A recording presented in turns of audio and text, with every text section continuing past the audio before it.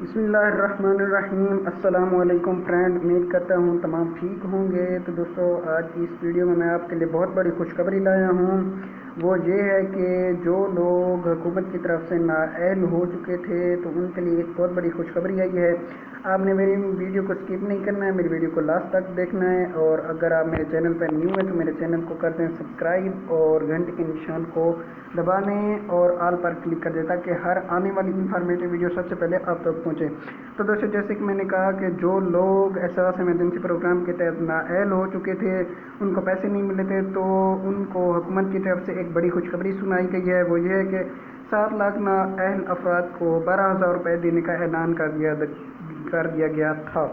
تو دوستو، جس میں آپ کو بتاؤں گا کہ تقریباً میرے 10 سبسکرائبر تھے، ان میں سے 6 کو انہوں نے ری چیک کیا تو ان کو یہ میسج آیا تھا کہ آپ کو 12,000 روپے مل گئی ہیں۔